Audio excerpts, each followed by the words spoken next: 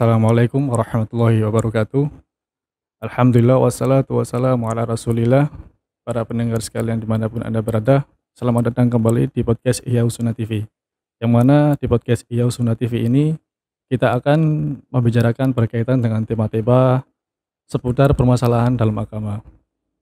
Dan untuk episode kali ini, alhamdulillah kita kedatangan guru kita, yaitu Al-Ustadz Muhammad Saputra Hafidhullah. Mari kita sapa dulu beliaunya.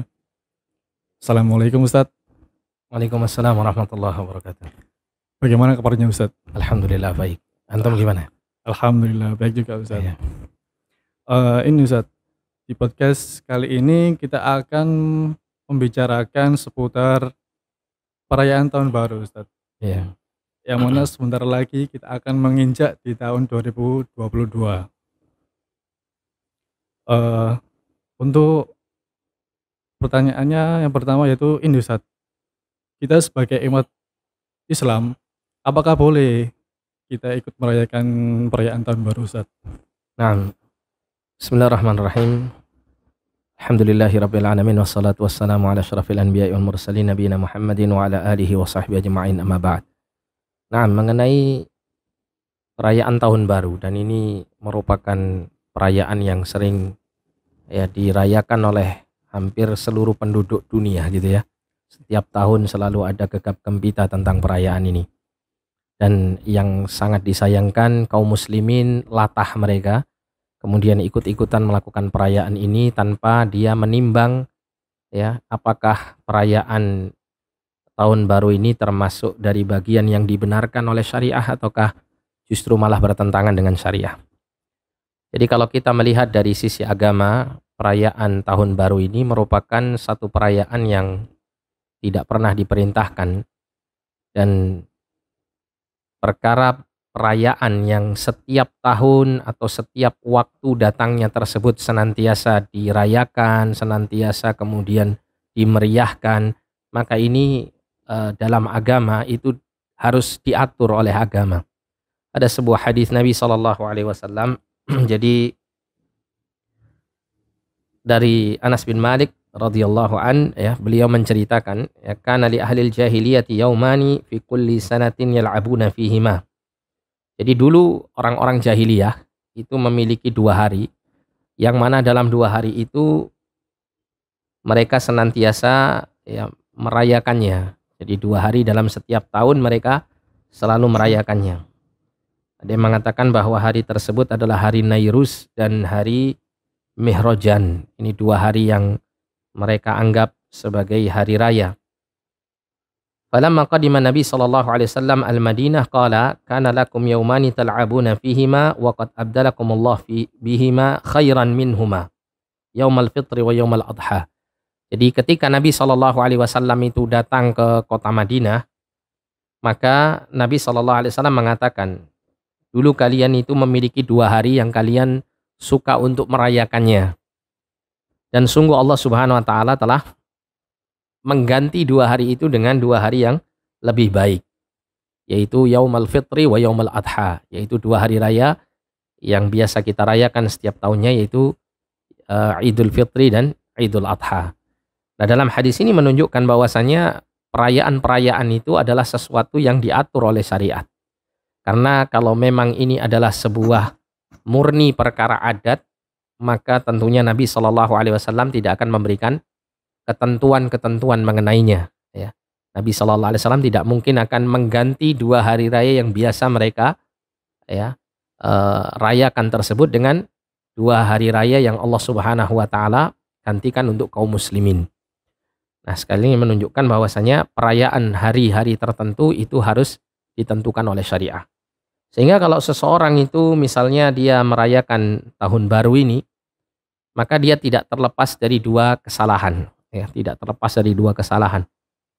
Jika dia meyakini dengan perayaan tahun baru itu dia akan semakin mendekatkan diri mereka kepada Allah Subhanahu wa taala dengan ritual atau dengan acara-acara apapun dalam merayakan tahun baru itu, maka ini jelas merupakan perkara bid'ah, perkara yang akan ditolak oleh Allah Subhanahu wa taala karena tidak ada dasar syariat yang melandasi perayaan tersebut.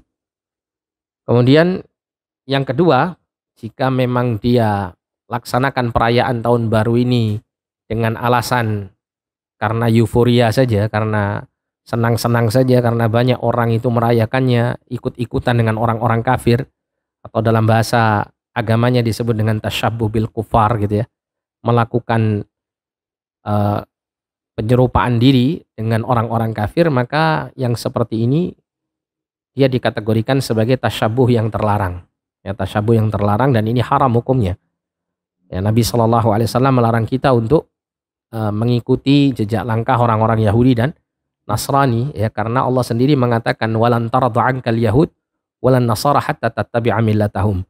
Ya, orang-orang Yahudi dan Nasrani itu tidak akan pernah ridha kecuali agar kalian itu mengikuti milah mereka, jalan hidup mereka, agama mereka, ajaran mereka, kesesatan mereka. Nah, ini yang diinginkan oleh Yahudi dan Nasrani. Oleh karena itu, perayaan-perayaan seperti ini tidak layak bagi seorang muslim untuk ikut serta dalam merayakannya. Wallahu a'lam bishawab. Ini Ustaz, setahu ana itu, tadi kan dikatakan sama Ustaz hari raya umat muslim ada 2, Iya. yaitu hari raya Idul Fitri sama Idul Adha. Saya pernah membaca Iya. ternyata hari Jumat itu juga termasuk hari raya Ustaz. Iya. Apakah benar Ustaz? Iya, betul. Jadi kalau kita bahasakan ya, hari Jumat itu hari raya pekanan. Ya, hari raya pekanan. Oleh karena itu di hari Jumat ini Allah mengistimewakannya diantaranya dengan adanya ibadah sholat Jumat. Yang mana sebagian ulama mengatakan ibadah sholat Jumat itu keadaannya seperti ya melaksanakan sholat Id gitu ya. Oleh karena itu dilaksanakan hanya 2 rakaat dan kemudian ada khutbahnya, nah begitu.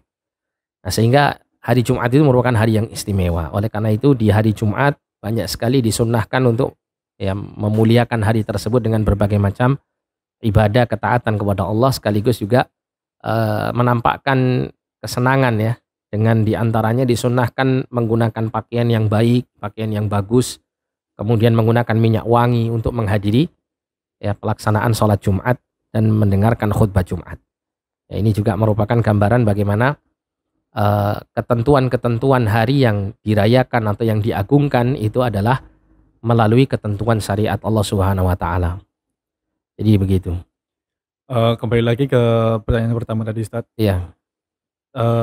Pada waktu perayaan tahun baru sendiri sebagian umat muslim itu ada yang merayakannya berbagai macam dengan jenis kegiatan Ustaz, termasuk salah satunya yaitu melakukan zikir bersama. Apakah Iya. diperbolehkan seperti itu Ustaz? Walaupun tetap dalam koridor seperti agamanya tetap di bawah Ustaz. Iya. Jadi gini, ada memang sebagian orang itu yang beranggapan ya, ketika datangnya perayaan tahun baru ini atau dirayakannya tahun baru oleh kaum muslimin, ada sebagian orang yang mungkin masih memiliki ghirah, kecemburuan agama. Mereka menyatakan begini, daripada ya pelaksanaan perayaan tahun baru itu dilakukan dengan hal-hal yang penuh dengan kemaksiatan, ya mengeluarkan uang untuk hal-hal yang tidak berguna, ya dengan membeli kembang api, mercon atau bahkan wala'iyadzubillah sampai membeli minuman keras dan seterusnya. Nah, mending kita rayakan tahun baru itu untuk hal-hal yang positif, misal gitu ya. Kita kumpulkan para pemuda atau orang-orang yang ingin merayakan tahun baru itu di masjid untuk kita adakan zikir bersama, atau kita adakan sholat-sholat sunnah bersama, misal gitu ya. Atau ritual-ritual agama yang lainnya menurut mereka yang menganggap baik ya adanya hal yang seperti ini. Maka kita kembali kepada keterangan para ulama bahwasanya satu ibadah itu pada asalnya gitu ya, dalam kaidah fikih itu al aslu fil ibadati mahrumah. Jadi hukum asal ibadah itu adalah dilarang. Haram hukumnya, tidak boleh dilakukan jika ya tidak ada dalil yang memerintahkannya.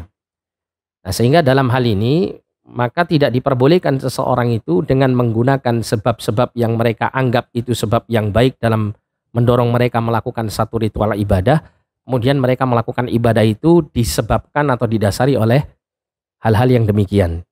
Ya, ini sama dengan orang itu membuat syariat baru di dalam agama.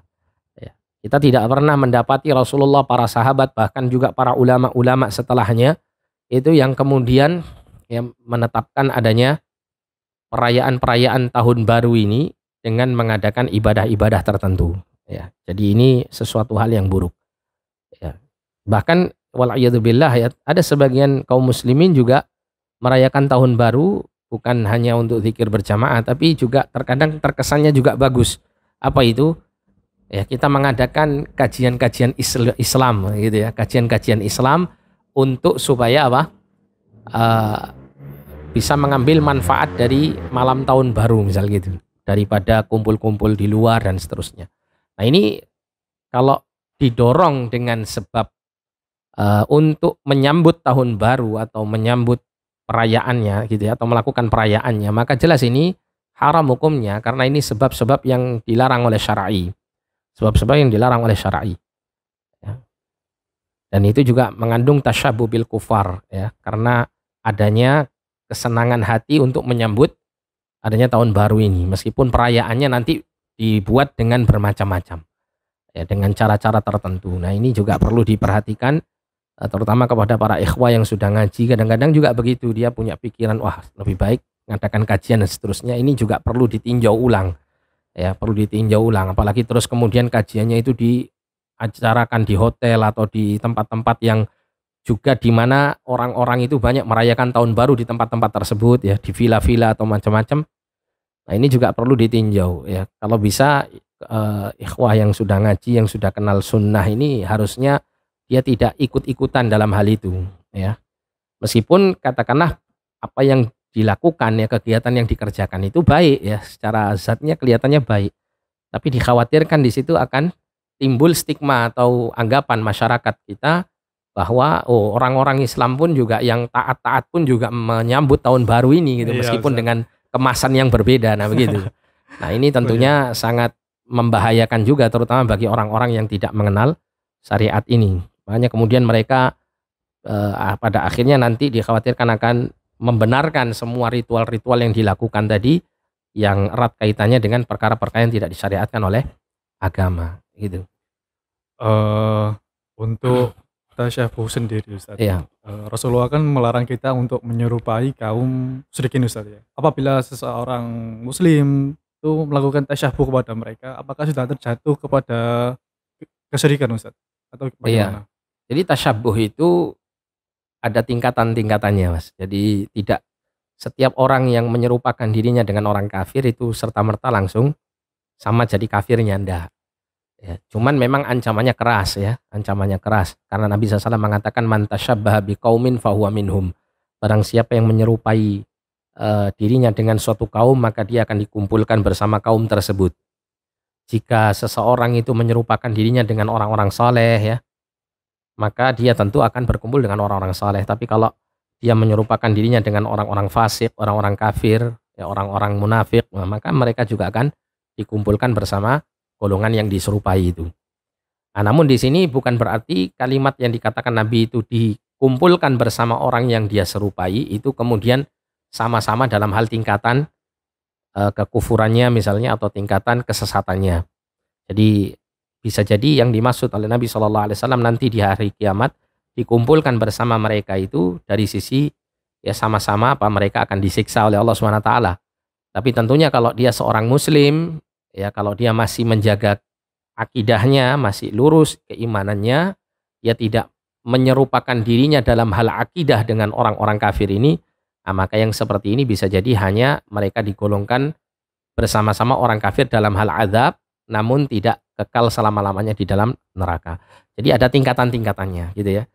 Tidak serta-merta langsung kemudian orang yang muslim dia terus kemudian ikut merayakan tahun baru ya dengan ikut-ikutan menyalakan klakson jam 12 malam itu lihat mercon ya, atau mungkin juga nyalakan merconnya dan seterusnya. Ini terus tiba-tiba langsung dikatakan wah kamu mirip sama orang kafir, kamu kayak orang kafir jadi kamu nanti kafir, ya sama-sama kafirnya. Enggak begitu. Ya bukan seperti itu. Tapi ini ancaman keras dari Nabi SAW kalau dia melakukan hal-hal yang disukai oleh orang kafir atau dia biasa dilakukan oleh orang-orang kafir, dikhawatirkan ya dia nanti digolongkan bersama mereka dari sisi mereka mendapat azab ya, meskipun nanti tidak selama-lamanya ya. Belum lagi nanti dari sisi penyerupaan itu akan muncul penyerupaan kemungkaran yang lainnya, kemaksiatan yang lain ya. Mereka tidak hanya mungkin senang dengan euforia adanya perayaan-perayaan itu, tapi juga kemudian muncul pesta-pesta yang haram ya. Di situ nanti ada minuman keras diedarkan atau mungkin narkoba konsumsi atau mungkin juga terjadi perzinaan wala'iyadzubillah. Yang semua itu tentu akan membahayakan keimanannya dan ya kualitas agamanya. Jadi seperti itu. Jadi tidak selamanya orang itu kemudian menyerupakan diri dengan orang kafir langsung sama kafirnya gitu, enggak. Jadi Ya dilihat dari sisi apa yang diserupakan ya, apa yang diserupainya oleh dirinya. Kalau misalnya dia menyerupakan dirinya itu dalam hal kekufurannya ya, nah ini jelas ya. Jelas dia bisa kafir gitu kan. Iya. Tapi kalau dari sisi-sisi yang lain yang masih kategori maksiat, maka dia hanya melakukan dosa besar tapi tidak dikafirkan. Ya wallahu alam. Kemudian ini Ustaz, sebagian yang lain juga biasanya kalau di desa-desa itu ada acara Ustaz, Iya. makan-makan. Kalau dalam istilah Jawanya itu liwetan Ustaz. Nah, Liwetan, iya. apakah diperbolehkan juga Ustaz atau bagaimana? Nah, itu tadi seperti yang saya sampaikan bahwa penyambutan tahun baru itu kan merupakan tradisi orang-orang kafir gitu ya. Ustaz. Penyambutan kepada hari atau tahun baru ini merupakan tradisi orang kafir yang kalau orang itu melakukan keserupaan dalam hal penyambutan ini, maka tidak lepas dari dua hal tadi. Imma dia kalau meniatkannya untuk kebaikan ya, untuk mendekatkan diri kepada Allah SWT, seperti misalnya ada orang berkeyakinan kalau tahun baru itu harusnya dia melakukan ritual-ritual begini, mungkin sodako atau makan bersama atau semacamnya, untuk supaya dia mendapat barokahnya dari Allah dengan bisa masuk ke tahun yang akan datang. Nah gitu, tahun barunya gitu, Iya, Ustaz. mendapatkan barokah di tahun barunya itu. Nah ini jelas kebid'ahan. Kenapa? Karena Islam tidak mengajarkan sama sekali cara untuk meraih kebaikan di masa atau di tahun yang akan datang dengan cara-cara demikian. Kemudian yang kedua, kalau misalnya itu murni karena adat atau karena ya kesenangan belaka ya, dilakukan makan-makan itu karena euforianya menyambut tahun baru tadi itu. Nah ini bentuknya tasyabuh bil kufar tadi, menyerupai orang kafir dalam hal maksiat ya, sehingga dalam hal ini dikhawatirkan itu adalah sebuah tindakan yang mengandung dosa ya, bukan sesuatu yang dibenarkan dalam agama.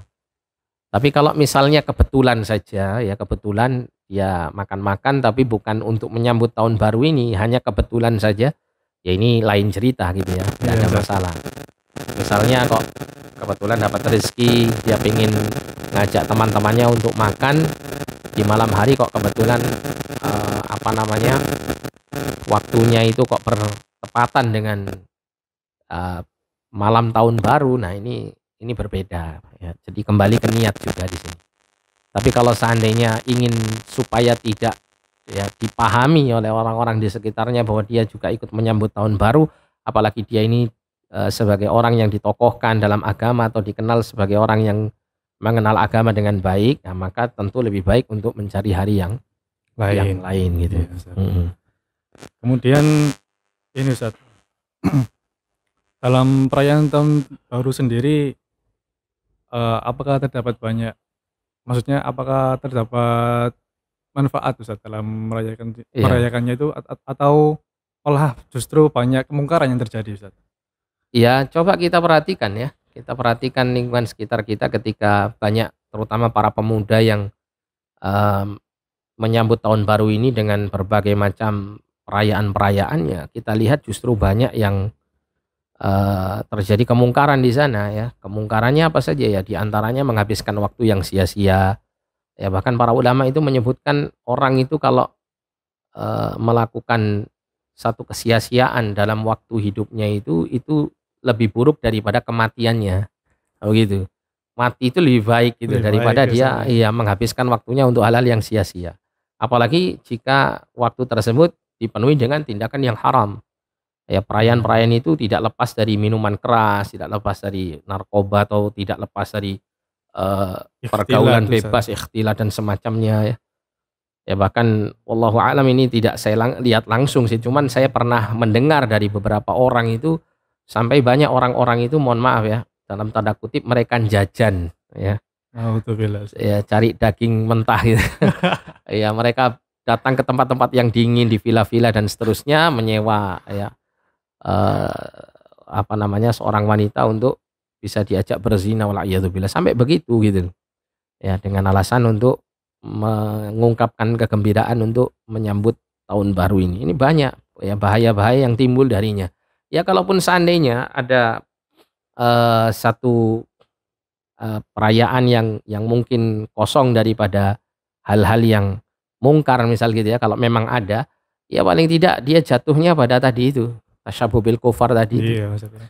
Ya karena dia telah menyambut tahun baru ini seperti halnya orang-orang kafir menyambutnya. Karena masalah tahun baru ini ya mungkin ada orang bertanya, masa cuman sekedar menunjukkan kegembiraan untuk menyambut tahun baru saja kok dilarang kan begitu ya. Iya, Ustaz. Ada sebagian orang mungkin mengatakan demikian, tapi perlu untuk kita ketahui bahwasanya ketika orang itu menyerupakan tradisi dan kebiasaan-kebiasaan yang erat kaitannya dengan kebiasaan yang diagungkan atau dimuliakan atau dibesar-besarkan oleh orang-orang kafir, itu tidak lepas dari beberapa kemudorotan bagi agamanya. Ya, salah satunya dan ini yang paling besar seperti yang disebutkan oleh Syekhul Islam Ibnu Taimiyah, ketika seseorang itu menyerupakan zahirnya dengan orang-orang kafir, itu dikhawatirkan itu nanti akan ya adanya apa? Penyerupaan batin pula dengan mereka. Nah, begitu. Naudzubillah, Ustaz. Ya, apalagi tahun baru ini kan ada beberapa keyakinan-keyakinan yang muncul gitu kan, bahwa dengan mengadakan perayaan tahun baru itu diharapkan ya akan muncul optimisme untuk menghadapi tahun baru itu untuk menjadi yang lebih baik dan seterusnya kan begitu ya. Iya, Belum Ustaz. lagi dari sisi sejarahnya dulu itu tahun baru itu kan munculnya kan masih erat kaitannya dengan agama paganisme, agama-agama yang erat kaitannya dengan penyembahan berhala atau penyembahan dewa-dewa yang banyak. Tentunya akan memunculkan ya semacam keserupaan dengan tradisi-tradisi orang-orang musyrikin seperti ini. Ya, itu diantara kerusakannya. Jadi nggak ada manfaatnya gitu, nggak ada manfaatnya. Bahkan jangankan demikian, ketika kita merasa senang gitu ya, merasa senang, wah ada tahun baru gini nih, itu pun juga dilarang dalam agama. Gitu. Sesuatu hal yang diharamkan. Bahkan seperti itu pun juga nggak boleh, Ustaz, Tidak ya. boleh ya, karena nanti munculnya rasa gembira itu nanti mendorong dia untuk merayakannya kan begitu. Nah, Untuk Ustaz. merayakannya. Berarti lebih baik kita tidur aja saja Iya pada lebih malam baik itu. iya. Ya lakukan sesuatu yang manfaat tapi bukan dengan niat untuk Merayakan. menyambut Iya, tahun Ustaz. baru ini. Nah, Ustaz, tahun baru kan senada dengan ulang tahun, Ustaz. Apakah boleh kita menjadikannya sebagai penyemangat agar kita lebih baik dalam beragama, sebagai pengingat bahwa waktu kita di dunia semakin sedikit, Ustaz, tahun demi tahun, sehingga Iya. kita harus mempersiapkannya. Itu bagaimana, Ustaz? Iya, jadi kalau hanya sekedar sebagai bentuk peringatan saja ya, ketika misalnya datang tahun baru Masehi atau tahun baru Hijriah, itu terus kita ingat pada diri kita bahwa diri kita semakin tua, semakin dekat dengan alam kubur kan begitu ya, Iya, Ustaz. semakin dekat dengan kematian, maka ini hal yang baik ya. Tapi ya, bukan kemudian mendorong dia untuk merayakan dan mengagungkan hari-hari tersebut. Jadi kalau sekedar merenungkan bahwa sudah masuk atau sudah ganti tahunnya atau sudah ganti masanya gitu kan, datang masa yang berikutnya. Nah, dia kemudian semakin merasa dirinya ini perlu untuk semakin besar persiapannya menghadapi kematian karena semakin hari semakin dekat dengan kematian, maka yang seperti ini tidak ada masalah. Cuman yang seperti ini jelas hampir saya katakan nggak ada atau mungkin sedikit sekali orang yang begini. Rata-rata ketika datang tahun baru bukan malah bersedih hatinya, bukan malah Iya, merasa apa namanya harus persiapan mau mati gitu, enggak. Iya. Tapi justru malah senang kan gitu, Iya. malah adanya kegembiraan dan seterusnya. Ya. Nah, makanya seperti ini apalagi dirayakan gitu ya, maka seperti ini jelas ini tasyabbuh bil kufar sangat kelihatan sekali. Dan Nabi SAW pernah mengatakan, ya la tattabi'anna ya sunana man kana qablakum shibran bi shibrin wa dhira'an bi dhira'in hatta law dakhalu juhra dhabbin la dakhaltumuhu kan begitu. Nabi mengatakan benar-benar kamu nanti itu akan mengikuti jalan hidupnya orang-orang sebelum kalian.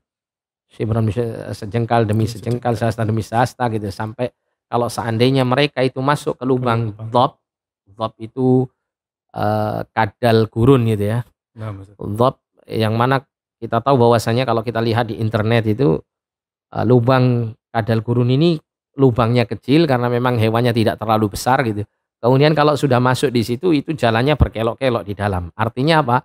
Dalam perkara-perkara yang sulit dan lebih detail yang dilakukan oleh umat-umat terdahulu dari penyimpangan-penyimpangan agama ini, kalian pun juga akan mengikutinya gitu.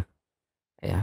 Kalau seandainya mereka pun juga masuk ke dalam lubang dhab, niscaya kalian pun juga akan masuk ke dalam lubang dhab ini. Maka kemudian Nabi ditanya, ya, apakah mereka adalah orang-orang Nasrani dan Yahudi? Maka Nabi mengatakan, kalau bukan mereka siapa lagi? Siapa lagi, Ustaz? Dalam riwayat yang lain disebutkan apakah mereka Romawi dan Persia? Nabi mengatakan, iya, siapa lagi? Tidak ada yang lain, nah gitu. Nah, Ustaz. Nah, ini jelas ya menggambarkan bagaimana Rasul Shallallahu Alaihi Wasallam benar-benar utusan Allah dan beliau menyampaikan apa yang beliau dapatkan dari wahyu Allah Subhanahu Wa Taala, sehingga kalau kita kembalikan merujuk kepada dalil-dalil, maka kita akan bisa melihat fenomena yang terjadi di sekitar kita ini ternyata sesuai dengan apa yang disabdakan Nabi Shallallahu Alaihi Wasallam, sehingga semakin kuat iman kita dan semakin yakin dengan apa yang disabdakan Nabi Shallallahu Alaihi Wasallam, sehingga kita bisa melangkah ya dengan baik dan tidak mengikuti alur kesesatan yang terjadi di tengah-tengah masyarakat kita. Ya. Nah, Ustaz, untuk kesimpulannya, Ustaz, agar saudara-saudari kita yang sebentar lagi kita akan memasuki tahun baru 2022 itu bagaimana, Ustaz, agar tidak ikut merayakan seperti itu, Ustaz? Iya. Ya, yang pertama hendaklah dia lebih fokus ya atau menyibukkan diri dengan menuntut ilmu syar'i. Ya, belajar ilmu agama itu sangat-sangat membantu dia untuk semakin memahami agama ini, karena kebanyakan kita lihat ya saudara-saudara kita yang muslim yang ikut serta merayakan itu semuanya itu dikarenakan karena kejahilan, ketidaktahuan mereka terhadap agama ini, bahwa di dalam agama ada aturan-aturan untuk mengadakan perayaan-perayaan dalam hal berkaitan dengan hari raya. Nah, kemudian yang berikutnya adalah hendaklah ya mereka mengingat bahwasanya datangnya tahun baru itu bukan untuk dirayakan ya, tapi untuk direnungi. Untuk direnungi bahwasanya Allah masih memberikan kesempatan bagi kita untuk hidup, sehingga kita semakin bisa menata masa yang akan datang itu dengan yang lebih baik gitu ya, tanpa harus merayakannya ya, tanpa harus merayakannya. Kemudian juga yang ketiga adalah dengan datangnya tahun baru ini juga mengingatkan kita dengan dekat-dekatnya kita ini dengan kematian ya, karena tidak akan datang hari demi hari atau tahun demi tahun kecuali semakin mendekatkan diri kita dengan kematian ini, sehingga kita mengambil ibrah dari itu agar supaya kita banyak memanfaatkan waktu-waktu kita ini untuk taat kepada Allah Subhanahu wa taala dan tidak melakukan maksiat. Kemudian ingat bahwasanya perayaan-perayaan tahun baru itu bukan berasal dari agama Islam ya, bukan berasal dari agama Islam. Sehingga ketika kita merayakannya ya, kemudian kita menyerupakan diri kita dengan apa yang dilakukan orang-orang kafir yang disukai oleh mereka, dikhawatirkan ya kita nanti akan senang pula dengan kesesatan-kesesatan yang mereka yakini. Ya. Wallahu a'lam bishawab. Jadi seperti itu. Nah, Ustaz, Masya Allah penjelasan dari antum sangat bermanfaat sekali. Jazakallahu khairan, Ustaz, atas penjelasannya. Semoga Ustaz berkenan untuk hadir di episode berikutnya. Insyaallah ta'ala. Alhamdulillah, sampai di sesi terakhir. Mari kita tutup podcast kita dengan kafaratul majelis. Subhanallah wa bihamdika, asyhadu an la ilaha illa anta, astaghfiruka wa atubu ilaik. Assalamualaikum warahmatullahi wabarakatuh.